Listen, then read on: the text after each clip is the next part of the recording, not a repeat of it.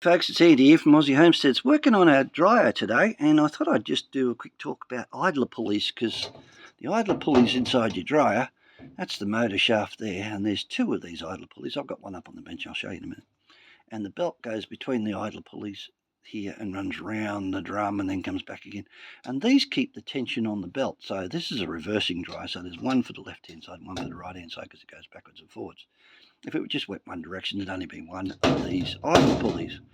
Now these things over the years bind up, and this one's got exactly that problem. She's been running for about 12 years and the customer says it's starting to get a bit slow, and I thought, well, we know exactly what causes that, so we'll pull it apart and we'll have a look at the idler pulleys.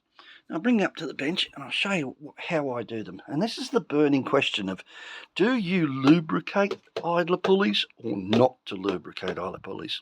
Well, here's what I've discovered over 22 years. Okay, this is the shaft that runs through the centre of it, through there, and that sits in there, and then the idler pulley sits in there. Right, now this one I've cleaned up because it was all oiled up from the natural oils that are on your hands, on your skin, it's clothes softener. And the biggest enemy of these steel shafts, because this is just mild steel, is hair, human hair. Collagen, actually when it collects round and round and round, will cut grooves into these shafts because collagen is tougher than what you think it is. Okay, so what I've done is I'll show you another one off another dryer.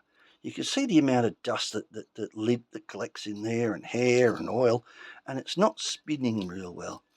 So the question still remains, do you pull that apart and lubricate it, or do you dry lubricate them, or do you do nothing? Well, here's what I've discovered, and here's what you can do if you so wish. Years and years ago, they used to recommend this stuff. White lithium grease. Well, lithium is in short supply, as we know, because everyone wants it for their electric overpriced golf carts. And so we used to use lithium grease, but we don't use any type of wet lubricant now. I stopped doing that about 20 years ago.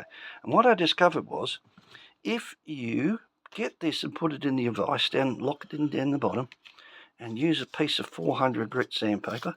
This is just, I don't know, aluminium oxide or whatever it is. It's very, very fine. It's 400 grit.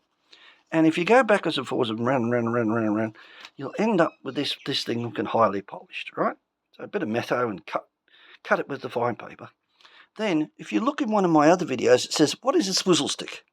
And if this is where you use the swizzle stick. So the swizzle stick is just a bar that fits into the drill, and it's got a slot in the end of it that a piece of very fine sandpaper can fit in. And that very fine sandpaper fits in the centre of this, so you can actually squirt in some metho and then clean that out. And if you look inside there, there's a brass bush. See that? And these things are supposed to be self-lubricating. Well, they are to a point. All right, so here's what I do. Take a builder's pencil or carpenter's pencil, those square ones with a big flat lead in them that are really hard to sharpen unless you sharpen them with a Stanley knife. Cut it open with a Stanley knife, split it down the middle of it. You'll find that they'll open up real easily because they're in two sections. And inside that is this.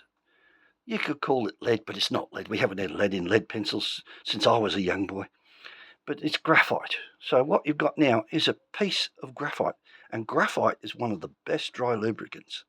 So you get your piece of pencil, your piece of lead. You see you get it all over your fingers. It's an amazingly lubricant. They're slippery and my hands are rough.